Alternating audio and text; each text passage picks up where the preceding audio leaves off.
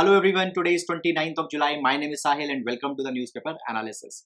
Friends, in today's video, we will be doing the entire newspaper analysis of the Hindu newspaper and the good articles from the Indian Express explained section also we will be taking. Friends, if you have not subscribed, please do subscribe to our channel, and if you like our analysis, please do hit the like button. Now taking up the overview of all the articles that we will be taking up. First of all guys, this is the Indian Express explained section. Covishield study, not very much important because guys these matters are very much evolving. However, here we can see that resolution packs for the MSME has been talked about. Recently the parliament has cleared the insolvency and bankruptcy code amendment bill. Entire process, entire these pre-packs, what they are, how they will be helpful, we will be seeing. Then guys, moving to the Hindu newspaper. Now guys, this is the page number 1 of the Hindu newspaper, and here we can see that the US Secretary of State Antony Blinken, he had visited India. Now guys, what are the key takeaways from this visit, how it has irritated China, what he has done into the civil society group, all these key takeaways we will be taking. Then guys, this particular article talks about a very symbolic decision given by the Supreme Court that the vandalism cannot be tolerated under the guise of parliamentary privileges, we will be seeing. Then guys, the other articles, these are the political issues, not very much important. Then guys, moving on, the city section, nothing very much important with respect to the rising number of cases, whether the schools should be open into the Delhi, etc. They have been there, nothing very much important. Then guys, moving on to the next page, again the high number of rain, etc. is there, nothing very much important. Guys, you can clearly skip it. Then guys, we will be reaching to the editorial page. Here this particular article talks about the IMF's recent projections, and we'll see that what are the lessons for the India. Then guys, this article talks about the Supreme Court judgment onto the cooperatives.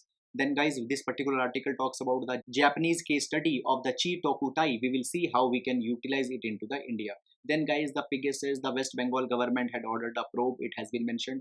Guys, then this particular article talks about the population numbers, and here the population of Hindus, Muslims in different states has been compared. Not very much important, you can leave it. Then guys, this article talks about the fiscal federal issues. We will see what are there. Then guys, moving this regional section, here we can see that the academic credit bank scheme is being rolled out. We will see that what this entire scheme is all about. Then guys, other issues are not very much important. Then guys, moving to the next page, here the great challenge for all the democracies, what has happened here, we will see here the Antony Blinken, he had taken up the civil society roundtable discussion, we will see.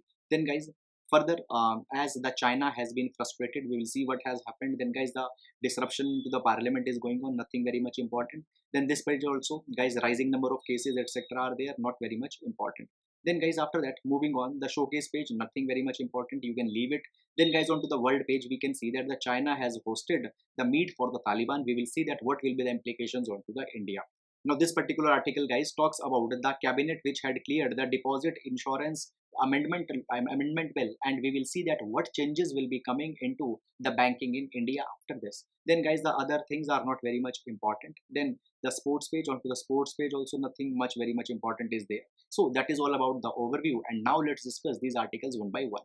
Now friends, starting up with the today's GS quote. So today we will be taking a quote from the father of the nation, Mahatma Gandhi. Mahatma Gandhi ji had defined the nature of democracy. He says, democracy is an impossible thing until the power is shared by all, but let not democracy degenerate into mobocracy. Guys, when we talk about democracy, we call it as a representative form of government, and into that particular thing, it represents the will of the people. And if the will of the people will not be represented, obviously the democracy will be meaningless. But when we talk about this will, it should not mean the majoritarian will, because into that particular capacity, the mobocracy will come where the minorities' rights will not be respected, where the preferential treatment to the vulnerable sections will not be given just because they are not the part of a majority. So the democracy should not degenerate into the mobocracy where the majority has all the say. So guys, we can utilize this particular understanding into the answers related to the GS paper number 2 as well as onto the essays related to the democracy. So that is all for the today's GS quote, and now let's take the newspaper analysis articles one by one. Now friends, taking up the first article. So this article has been taken up from the Indian Express, the explained section, and it will be important for our GS paper number 3 under the topic of economic reforms initiated by the government. Now guys, into this particular article, we can see that into the Lok Sabha, the Insolvency and Bankruptcy Code Amendment Bill 2021 has been passed, which will be replacing a ordinance that was passed by the government for the same thing into the month of April. Now, before going into this particular bill, what it provides, we need to understand some of the very basic concepts. Now guys, understanding the basics. First of all guys, the most basic thing is that many a times you might be hearing a term, that is the insolvency and the bankruptcy. First of all, what do they mean? Now guys, suppose a particular person declares that I don't have any money, I don't have any assets to pay back my liabilities or the money that I have taken, then guys, the person is declaring his insolvency. He says that I am incapable of paying my liabilities. So that is the insolvency. Now guys, once the person has declared that he is incapable to pay, or any corporate has declared that they are incapable to pay, the process will be going to a competent authority or a court, where the court or a competent authority will see that okay, whatsoever you have into that particular resources, whosoever could be given some kind of money into a part or into a full, they will be settled. And at the end of the day, when court will conclude that okay, now this person has nothing left, then court will finally certify that particular person or that particular organization as bankrupt. So guys, bankrupt is more of a legal term, or it is a legal status that is given to a person or to a corporate after a competent authority or a court has completed the process. So this is the basic meaning.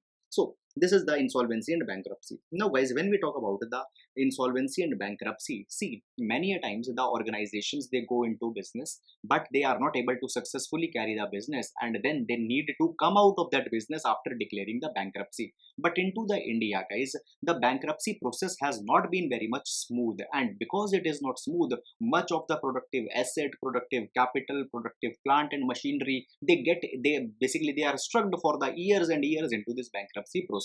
Now guys, government, in order to consolidate and in order to speed fast this entire process, came out with the Insolvency and Bankruptcy Code of 2016, and it basically consolidated many of the laws and procedures with respect to the insolvency and bankruptcy. And guys, under this Insolvency and Bankruptcy Code, it was provided that whenever there is one particular corporate or when there is particular organization which is facing a kind of financial problem, into this particular capacity, either the organization itself or the debtor itself, it can announce for the bankruptcy, or guys, the creditors, the people who had given the money to the organization, they can also file for the bankruptcy. Suppose I had given 1 crore rupees to a particular organization, and now this financial status of the organization has not been good. So guys, under the insolvency bankruptcy code, either that organization can file for the bankruptcy, or I am a creditor, I had given the money, I can also start the bankruptcy. Further guys, it has been provided that into this particular code, number 1, there will be the insolvency professionals. Now these insolvency professionals, these will be the professional people who will be administering the entire resolution process. They will see that okay, whether there could be a way out in which the existing company could be restructured so that it becomes a profitable company, or whether we need to liquidate this entire company, and after liquidating, after selling the asset, the money is to be given back to the creditor, to me. So this particular thing will be taken up by the insolvency process professionals. Then guys, there will be also the insolvency professional agencies. Now these insolvency professionals, they will be registered with the insolvency professional agencies. They will carry their examinations to certify that whether these professionals, they have entire technical know-how, legal know-how, etc. or not. Then guys, there are also the information utilities which have been created under the IBC. Now these information utilities, they will be basically here the creditors will be reporting all the financial information of the debt owed to the debtor, and all this particular information will be used to settling the default. So these information companies are there. Then guys, there are the adjudicating authorities also. Now guys, as the resolution plan will be completed by the insolvency professional, these adjudicating authorities will be coming into the picture. Now basically, at the end of the day, entire resolution process, it will be adjudicated by the National Company Law Tribunal, that is the NCLT, into the case for the companies. And guys, there will be The next is the debt recovery tribunal. Now these institutions will be dealing the cases with respect to the individuals. So DRT for individuals, then NCLT for the companies. They will adjudicate and will be completing the entire bankruptcy process. Moreover, guys, there will also be the Insolvency and Bankruptcy Board. It will regulate the insolvency professionals, insolvency professional agencies, information utilities. So all the other bodies that we have seen earlier, they will be regulated by this Insolvency and Bankruptcy Code. Now, moreover, guys, the best thing about this particular IBC code is that a kind of a timeline has been envisaged. It has been said that in 180 days, this bankruptcy is to be completed. However, further extension of 90 days could also be there. So, in total, within 270 days, all this particular process is to be completed. So, basically, when Insolvency Bankruptcy Code came in 2016, it was a revolutionary thing because the years and years of process now has to be completed within the 270 days. So guys, these are all the brief highlights of this Insolvency and Bankruptcy Code 2016 major ones. Now guys, if you read the heading, what had happened into this new bill? Into this new bill, the pre-packs for the MSMEs are being talked about. Now what are these pre-packs for the MSMEs which have happened into this particular bill? We'll understand this. So now we are going into the part number 2.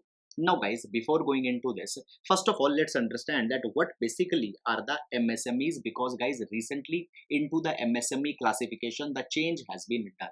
Now, first of all, guys, the most important thing is that earlier the classification of MSMEs were of two types. There were the service MSMEs, for which there was a different classification, and the MSMEs involved into the manufacturing, there were the different classifications for them. But now such a distinction is not there. The same type of classification is there for both MSMEs, whether the service or whether the manufacturing. Now guys, first of all, the micro enterprises. Now here we will see that if the investment into the plant and machinery is not more than 1 crore rupees, or if their annual turnover is not more than 5 crore rupees, those will be the micro enterprises. Then for the small enterprises, the investment into the plant and machinery need not to be more than 10 crore rupees, and the annual turnover need not to be more than 50 crore rupees. And then guys, the medium one, here the investment into the plant and machinery need not to be more than 50 crore rupees, and the turnover need not to be more than 250 crore rupees. Now guys, first of all, so much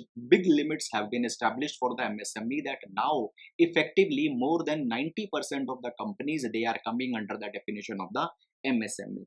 However guys, now moving, as this particular insolvency bill pertains to the MSME, here we have discussed already that the pre-packs are being talked about. So now we will go into that particular thing. Now first of all guys, as we talk about the insolvency process, I have already told you that earlier the insolvency process, it was carried into a particular way where both the debtor as well as a creditor, then they can file for the insolvency, and the process that get used to start after this particular thing, it was called as the corporate insolvency resolution process, or the CIRP. Now many a times you are hearing this, you need to keep it into your mind. CIRP, it used to get started. Now guys, into the CIRP, there were the resolution professionals. Now the insolvency professionals, which I told you, there was the resolution professionals which will be coming into the play. Then guys, the resolution professional will be preparing a plan, and then if the liquidation is to be done, if the company is to be sold, then guys, the different people who are working into the same kind of segment, they will be invited for a bid, that okay, this particular company is being, the resolution is being carried, if you are interested in buying this company, you can come and you can bid. So a bidding process used to happen. Now guys, into this bidding process, one more point you need to keep it into your mind, that even the promoters of the company, that is for which the resolution is going on, they could also participate if they are not the willful defaulters. Fine. So this was the normal process, that is the process of CIRP, which used to go earlier. Now guys, what has happened? Now under the bill, it has been provided that MSME sectors who had defaulted the amount up to 1 crore rupees, okay, default up to 1 crore rupees, if there is there, then guys, they can opt for the pre-pack insolvency resolution process, that is the PPIRP or PIRP. Now guys, how it is different from the earlier process? See, into the earlier process, you compulsorily need to go to the resolution professionals who will be designing a resolution plan, and then guys, the bidding used to happen.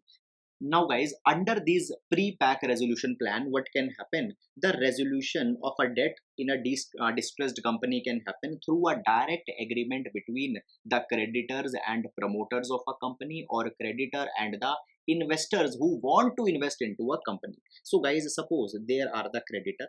Now you know already that the creditor are the one who had given the money. Now creditor can do a kind of an agreement with the promoters that okay, now you need to change certain terms so that we can achieve the viability of your business. Or what they can do, they can go to the investor and they say that you invest into that particular company, you get a share, and from that particular investment we might receive a some part of our money. So they can directly go into an agreement with the promoters or the investors. Fine, now they are the bidding process, inviting the resolution professionals, and that particular thing might be avoided. So this is the entire thing which has happened. Now guys, once this pre-purchase this pre-pack agreement has been finalized between the creditors or the investors or the promoters, what they will be happening, then they will be going to the National Company Law Tribunal to seek the approval of the National Company Law Tribunal that this is what agreement we have done, whether we can go forward or not. If NCLT allows it, then guys, under this pre-pack resolution program, the restructuring of the company will happen. However, if NCLT rejects it, then guys, they need to opt for the CIRP, the usual process that I had told you. Now guys, for this new pre-pack in resolution process, at least 66% of the financial creditors, they need to agree that okay, they are also happy with it. If these 66 creditors will not be happy, then this particular process cannot be completed. Now guys, what will be the benefit of this particular pre-packs? The benefit will be this, that this entire process is needed to be completed within 120 days. Earlier process of CIRP, it need to be completed within 270 days, and guys, it has been seen that more than the 79% of resolution applications that have been filed under the CIRP, they have not been completed, and this threshold of 270 days has either been passed or it is very much near. So basically the time bound manner which was envisaged, it is not clear, because guys, into the bidding process much of the time is wasted, and many a times the promoters of the company, they bring some newer kind of issues. Because of this, there are much of the complications that come. But now guys, into this PIRP, as no bidding etc is there, moreover as with a kind of a congenial cooperation between both the parties, this thing is happening. So it might be expediting the process, and already into the UK and the Europe, we have seen that this PIRP process has been very much successful. So in order to expedite the process, now this PIRP has been introduced into the India. Fine, so this is all about it. Now guys, one more last thing, to in order to bring more the clarity, we can see. Now first of all guys, earlier there was the CIRP, I already told you. This CIRP will also continue. Is it clear? If basically CIRP will continue, if you want, you can avail it. However, if the default is more than 1 crore rupee, then mandatorily only CIRP has to be taken, because these pre-packs have only been introduced if the default is up to 1 crore rupee. Now guys, if the default is 1 crore rupees, just the you have both option, PIRP or CIRP. If default is more than 1 crore rupees, only CIRP. Fine. So that has happened into this particular bill. Now guys, you don't need to go much more a little bit more than this, because then it will not be important for our UPSC examination. So guys, that is all about this particular article. I hope you have understood it, and now we'll be moving to the next article. Now guys, this particular article, it talks about the recent visit of the US Secretary of State Antony Blinken into the India. Now guys, what are the key takeaways etc we will be seeing. Now here you can see that many of the articles we have clubbed. First of all, this article has been taken from the front page. Then guys, these articles have also been taken from the Hindu newspaper. So all these key takeaways will be taking up. Now first of all guys, Antony Blinken, who had visited the India, he is the United States Secretary of the State, US SOS. Now, what he has done after coming into India, he had visited the two types of people. he had visited the state representatives. Into the state representatives, the Minister of External Affairs, the Prime Minister, National Security Advisor he had met, and then guys he had met some of the representatives of some people, some groups, and into this capacity guys he had carried the civil society round table discussion, and in both of these two major events some takeaways are there which we will be seeing.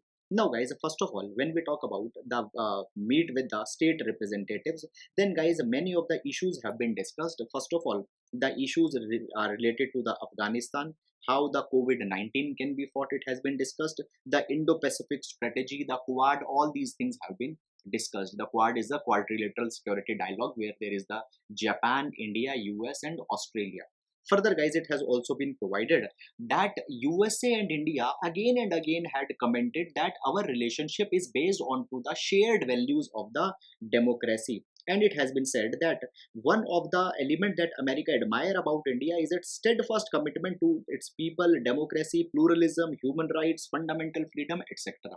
No guys, many of you might not agree with this particular thing, that commitment to freedom of speech, democracy, etc. But guys, this reference of democracy is again and again being given in order to rub into the eyes of China, because China, you know, is not a democratic nation, and into that capacity a tacit reference to the China has been made. And guys, this particular thing has again first of all irritated the China, and into this capacity we will see that the China has also commented. And then guys, next under this particular discussion, what has happened, India had also said that into the Afghanistan the malign interest should not interfere. Now malign interest, it is a reference that has been given to the Pakistan, that they should not interfere for their own vested agendas and should try to bring the stability.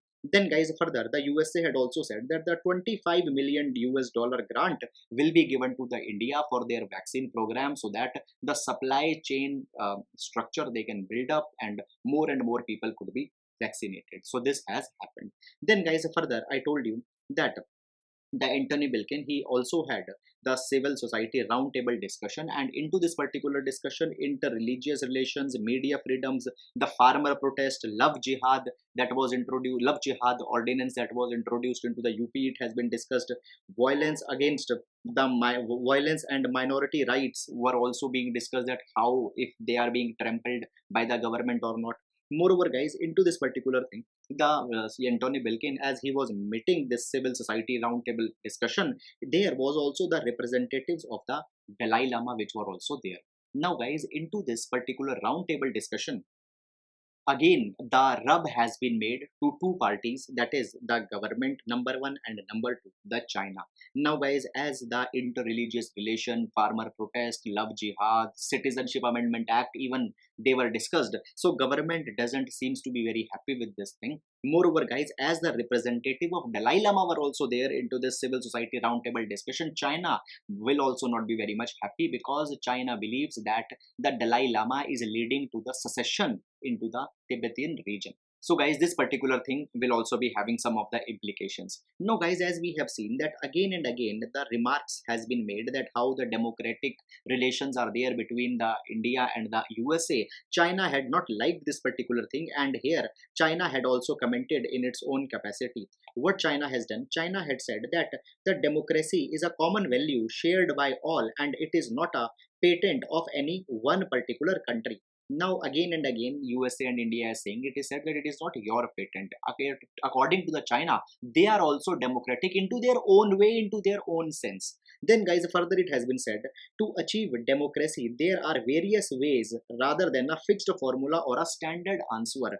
They had said that one man, one vote, multi-party system, they are not the only ways to achieve the democracy. Here China is trying to say that their one party system might also be giving some kind of democracy. So this is the comments given by the China. Further guys, it has been said that some self-proclaimed democracies are deeply troubled at home by wealth disparity, social divisions, radical divide and political polarization. This is a reference that has been given to the India, that you are not able to solve the polarization, social divisions, etc. And now you are making the comment towards the China, a kind of an indirect comment. It has been said that in some countries it is no money, no vote, and partisan interest above public interest. So basically, guys, here much of the direct references have been made. Now, first of all, this thing is symbolic because many a times, guys, I have told you that now China is characterized by the wolf warrior diplomacy. Into this wolf warrior diplomacy, they are not very clean, or they are not very subtle, they are not very diplomatic when criticizing someone or when putting their point of view. They rather come in a very bash, in a very direct manner, and this is also an example of a wolf warrior diplomacy. So guys, this is all what has concluded into the visit of the United Nations Secretary of State to the India. I hope that you have understood this holistically. Guys, see, though you might not be remembering the date of the visit, okay, all the key details, but guys, these themes that we are discussing here are very much important in order to build the understanding onto the international relations. So that is all about this article, and now we'll be moving to the next article. Now guys, this particular article, it talks about the Supreme Court's recent observation and a very symbolic ruling that has been given Supreme Court with respect to the conduct that is expected out of the legislators into the House. Now guys, first of all, going into this particular background, you can see this particular picture. Into this picture, we can see that there are legislators, they are uprooting the computers, they are throwing the chairs here and there.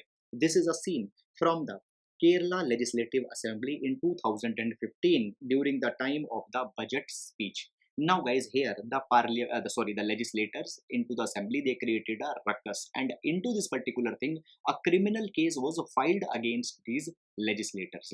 Now guys, presently the government of the Kerala as well as the legislators against whom this criminal charge has been filed, they say that such kind of thing cannot be sustained because they enjoy the immunity. Legislative immunities have been given to them under the Constitution of India. You might be knowing there are article number 105 and 194 which provide such kind of immunities.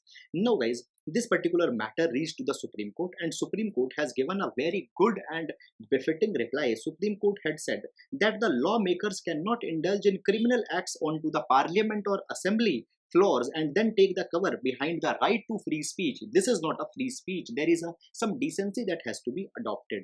Then guys, further it has been provided by the Supreme Court that the parliamentary privileges and immunities are not the gateways for legislators to claim exceptions from the law of the land.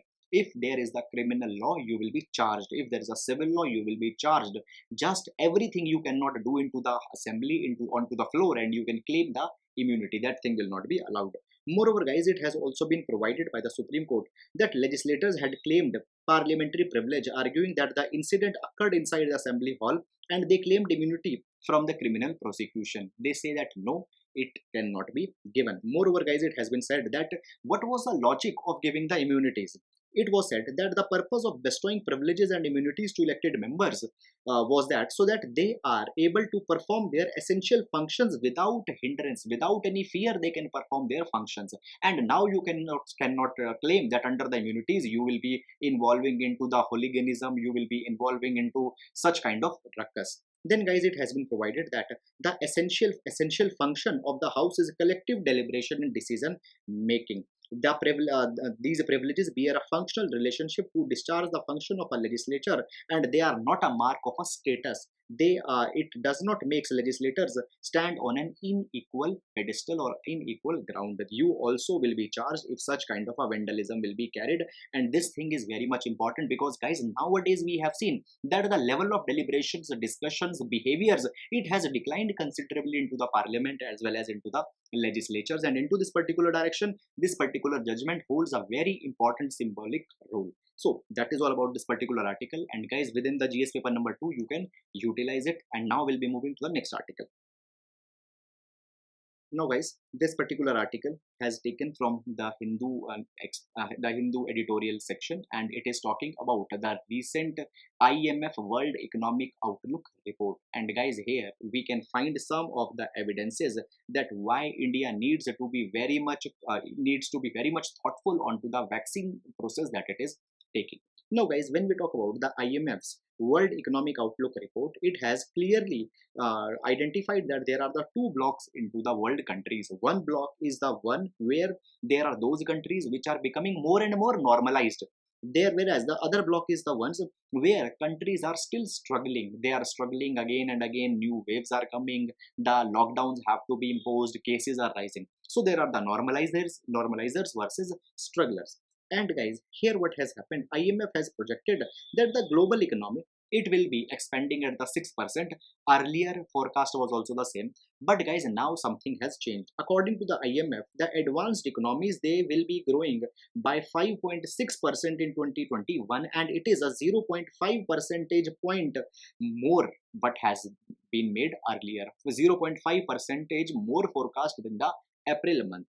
Then guys, it has been provided that emerging market, on to the other hand, they will be expanding by 6.3%, and it is 0.4 percentage slower than what was predicted into the April. So guys, we can see that advanced economies forecast has been improved and the developing ones, they have been reduced. Why?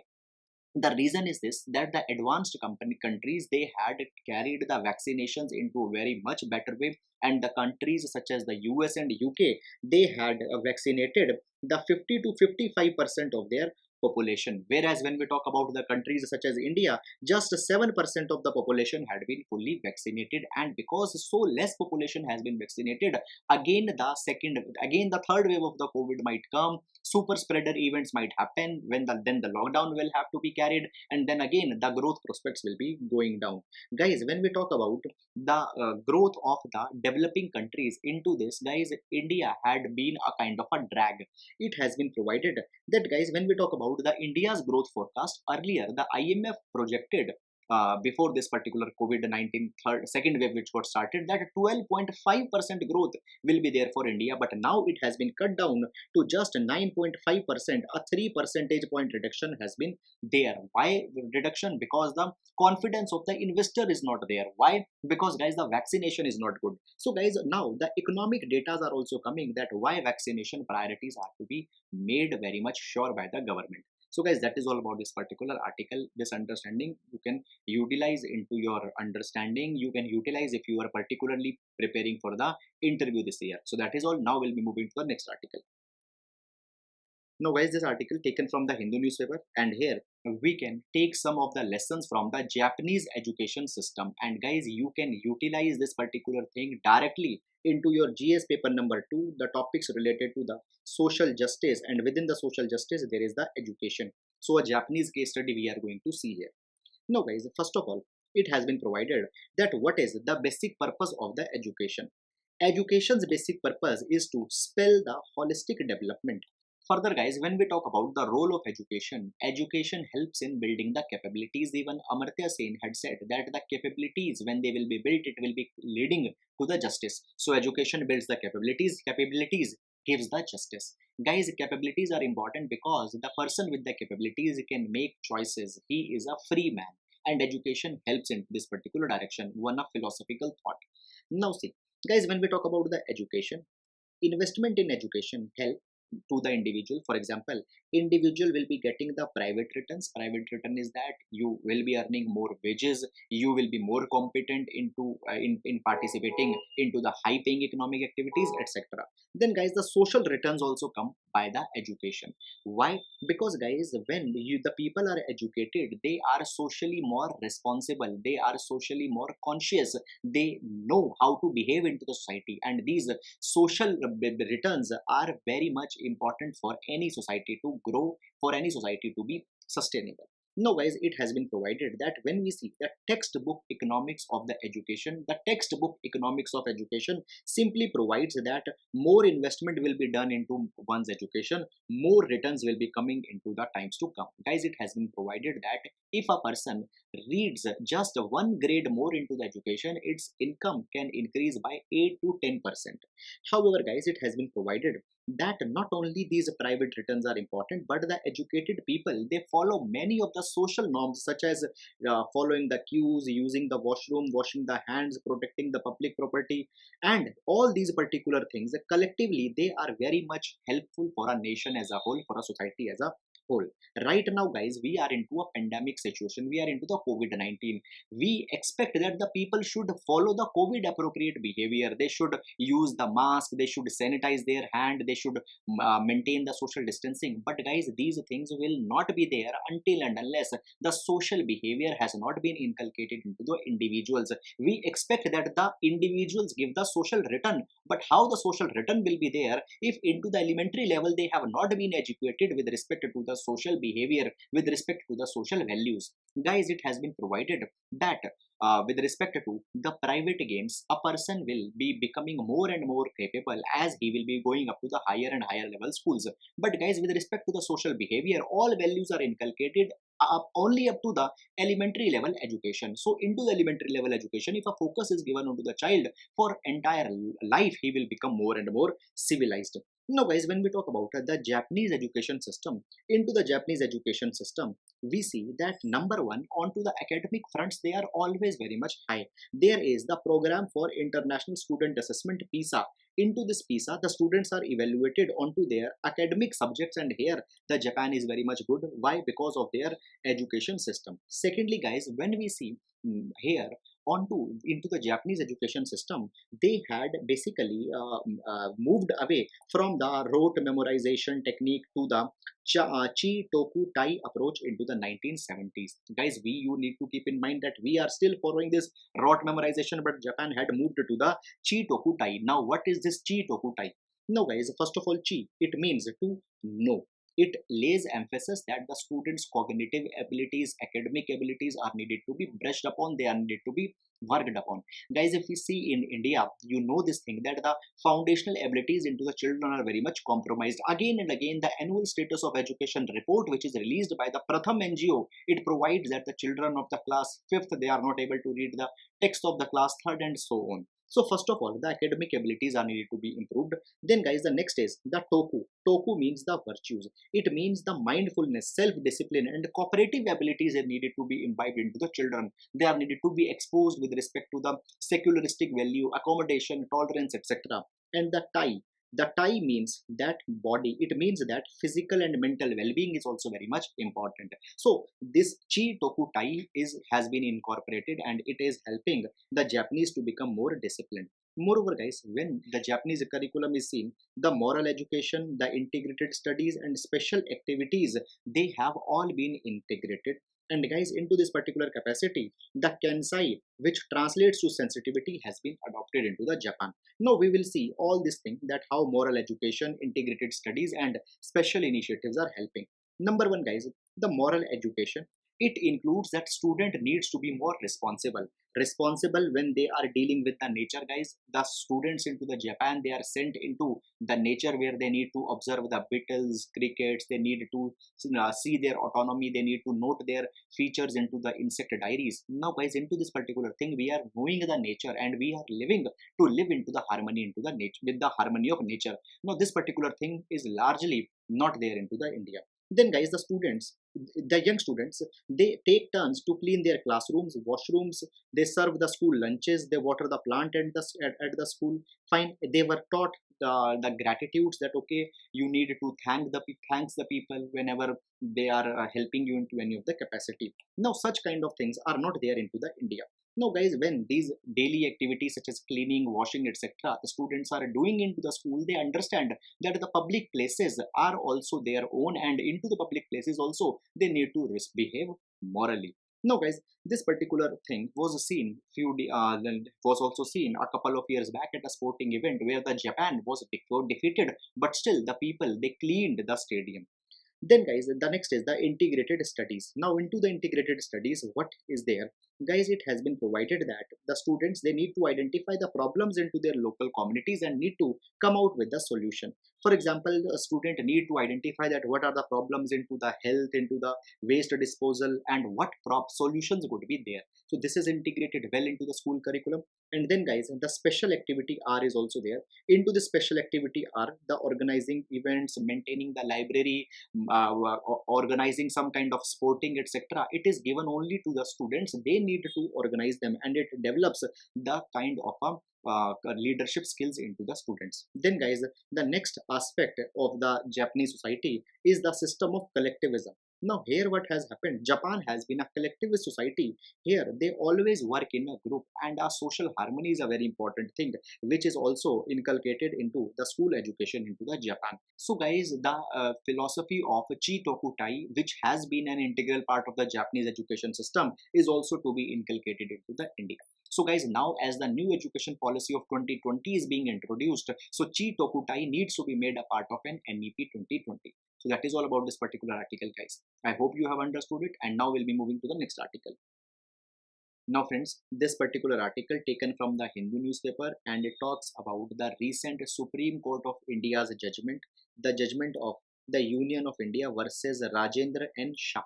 Now into this particular judgment, the Supreme Court provided that some of the portions of the part 9b of the Indian Constitution, they are invalid, and those parts or those portions of the part 9b have been struck off. Now guys, first of all, when we talk about this part 9b of the Indian Constitution, it deals with the subject of cooperatives. And guys, into this particular direction, there was the 97th Constitutional Amendment Act. 97th Constitutional Amendment Act added this part 9b into the Constitution. Moreover guys, it also protected the cooperative societies into the form of protected associations under article number 19 subclause 1 subclause C. So to form the cooperatives, it has been recognized as a fundamental right. Moreover, part 9b was added into the Constitution, and it laid down various terms with respect to the cooperative societies.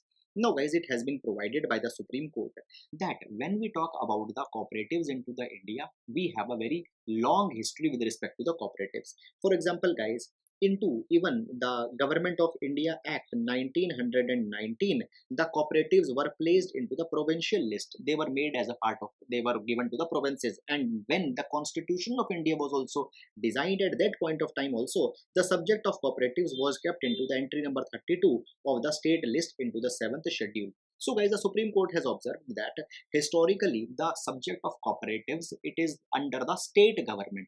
But guys, what has happened, by the introduction of the part number 9b, number one, the union government had designed a kind of a framework where they can direct the state government that what they need to do for the cooperatives, what they need to do so that cooperatives become a kind of a vibrant agencies for the social change. Now onto the face of it, it looks a very good thing, but guys, how the parliament can direct the state government for the cooperatives when the cooperatives are the subject of the state list only under the schedule numbers under the schedule number 7th.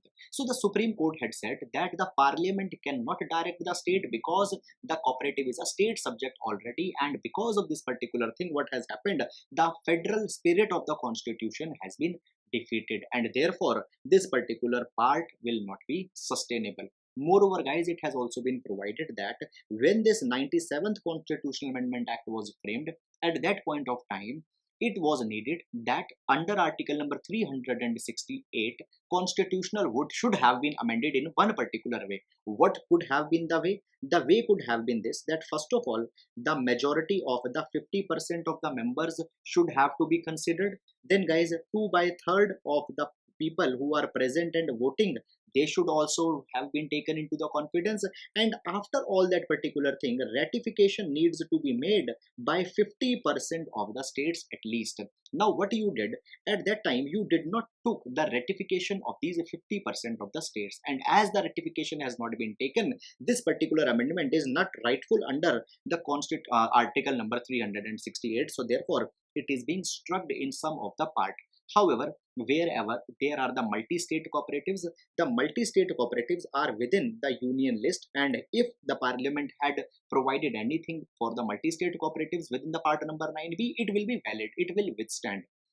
Guys, here the Supreme Court has given a logic that when we talk about the 73rd and 74th Constitutional Amendment Act, with which the Panchayati Raj institutions and the urban local bodies were established, the 97th Constitutional Amendment Act can also be compared with the 73rd and 74th, and into the 73rd and 74th, the ratification of the 50% states was needed. So therefore, here also the ratification was needed, but it has not been taken up. So guys, this is all the summary which has been provided. So in case if you have forgotten, this was the revision. However guys, if you don't want to go too much into the details of this particular article, then guys you can also refer to the 21st July newspaper discussion at this particular timestamp and 22nd July newspaper discussion at this particular timestamp. There also we have discussed much of the aspects such as the doctrine of severability etc. into this context. So that is all about this article, and now we'll be moving to the next article.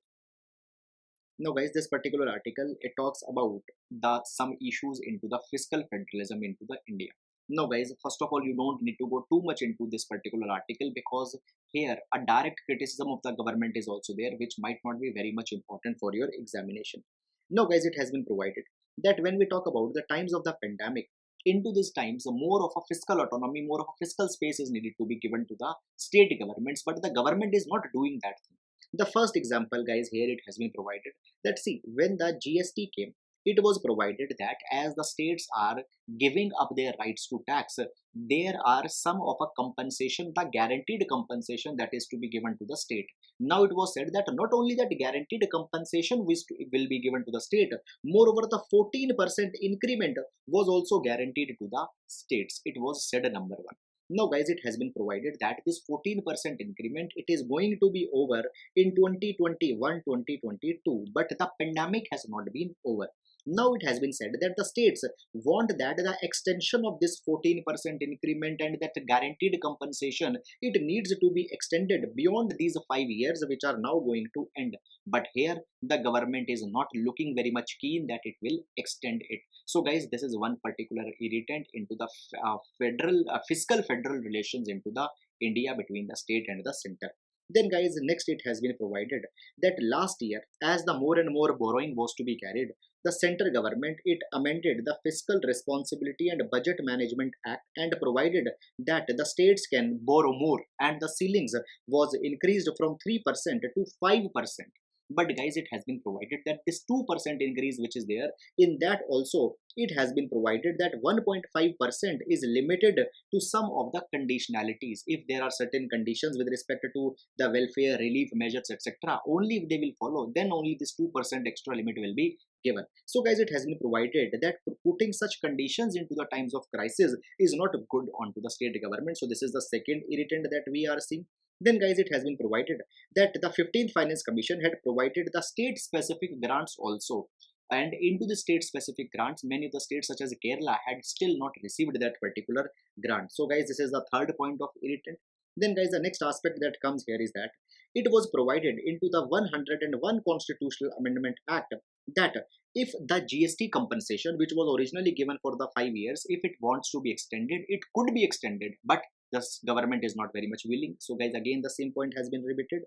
And then guys, finally it has been provided that the article number 279A of the Indian Constitution, it provides that if there are some types of there is some type of crisis, there is some kind of disaster or pandemic etc., then a special rate of tax can be levied to raise the additional resources. But now that special tax rate is not being imposed and the money is not being given to the state government. So this is also a kind of a new fiscal irritant. Government need to look into this article number 279A.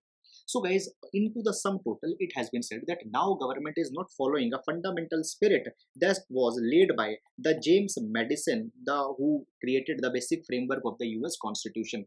James Madison said that the power delegated by the proposed constitution to the federal government are few and defined. Those which are to remain into the state government are numerous and indefinite. Therefore, James Madison provided more scope needs to be given to the state government. But guys, here we can see that the opposite is happening. The government at the union is not endorsing the states with respect to their fiscal autonomy, with respect to giving them more fiscal resources.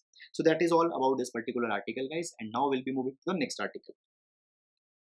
Now guys, this article talks about the new credit bank that is being rolled out by the Prime Minister. Now guys, first of all, some of the basic information. Guys, there was the new education policy 2020 And into this new education policy 2020, much of the reforms for both the school education and the higher education was envisaged. And one of the reform for the higher education was this, that guys, now there will be no strict degrees that you have to do for complete 3 years or 4 years.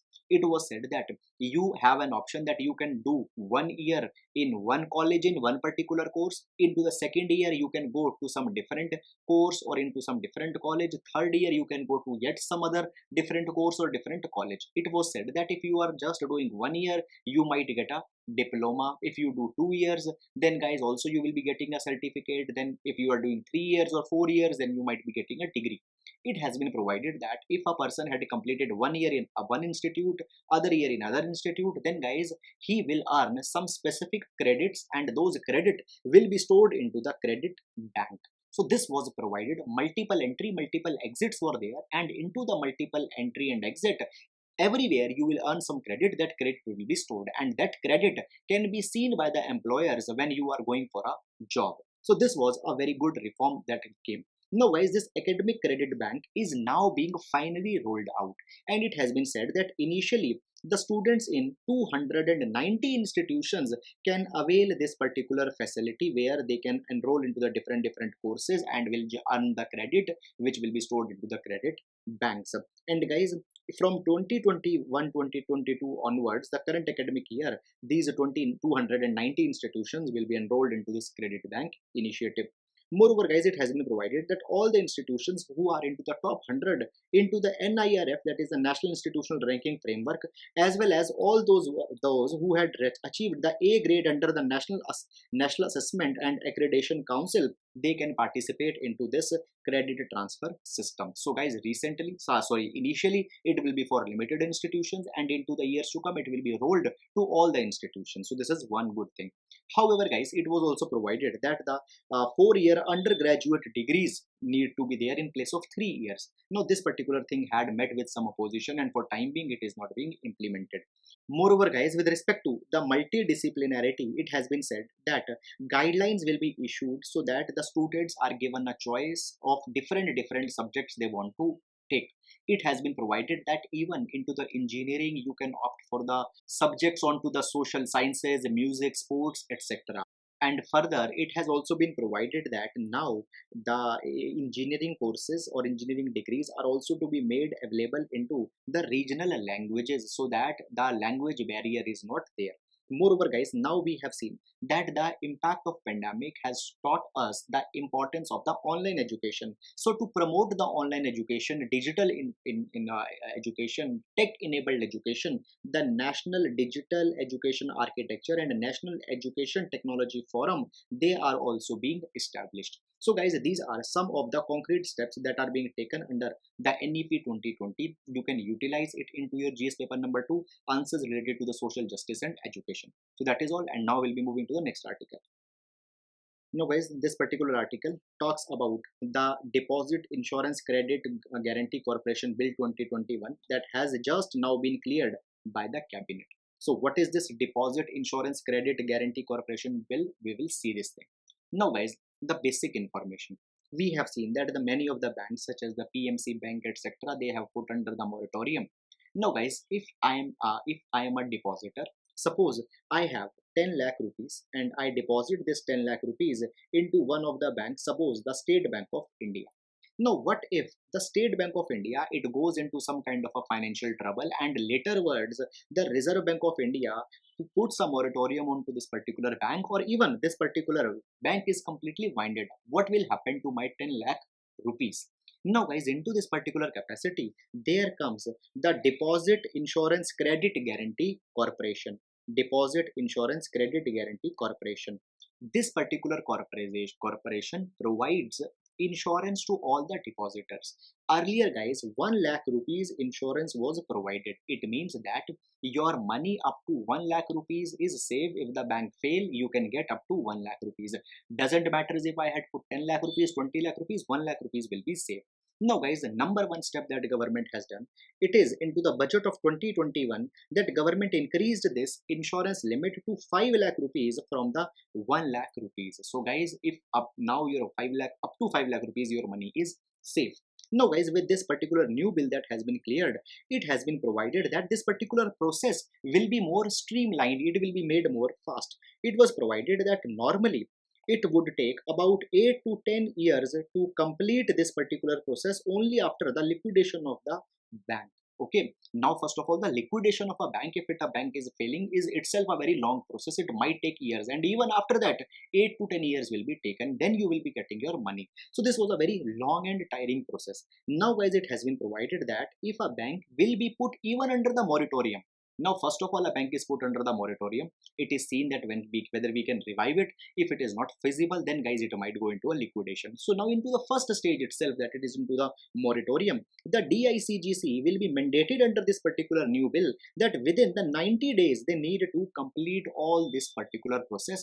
Within 45 days they need to check the details, and within the next 45 days they need to process the claim. So now if you have put money into the PMC bank, and now if the PMC bank is into the moratorium, you will get it into the maximum 90 days. Guys, it has been provided that the 5 lakh rupees limit, which has been enhanced, it will basically cover 98.3% of all the deposit accounts and 50.9% of all the deposits, and it has been called as a good step, the increase into the limit. And along with it, this new bill will be making matters more good for the people. So that is all about this particular article, guys. Now we'll be moving to the next article.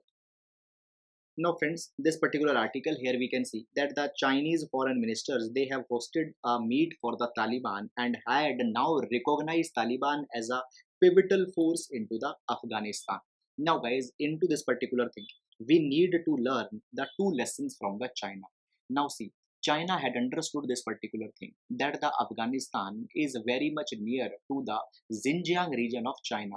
And if into the Afghanistan Taliban becomes more strong, then guys, the Taliban can radicalize the Uyghur Muslims who are into the Xinjiang region of the China. So therefore they want to tame the Taliban. China wants that the Taliban needs to be favorable towards the China, and into this capacity now they are recognizing the Taliban, and they are even calling them the pivotal force. This particular picture also you can see, so that the Taliban doesn't radicalize the people into the region. And guys, into the times to come, if Taliban becomes a major political force, China have some kind of control over them. This particular move is being taken. Then guys, the second lesson that we need to learn is that India's policy with respect to the Taliban has not been very outright. Guys, first of all, we were very much hesitant to talk with the Taliban. Then guys, now when we are talking with the Taliban, we are going through the back channels. Openly we are not coming with the policy onto the Taliban, which is a kind of a thing that India needs to learn, because guys, China is taking a key takeaway head space here. And guys, moreover, with the Pakistan already good relations are there of the China. Now it is also making the Taliban into their own control. So guys, China might have much more say into the region into the long term to come. So guys, here you can also see that the level of cooperation can be ascertained by this particular way, that the Taliban had made a kind of a statement that Taliban won't allow any group to use Afghan soil to do anything harmful to the China. So China is now taking a kind of an insurance. China is taking a kind of an assurance for their region, for their country. So that is all about this particular thing. You don't need to go too much into the nitty-gritties, because nothing more important is there. So guys, that is all about this particular article and this particular newspaper initiative for today. Guys, I believe that you are liking our initiative. Thank you so much.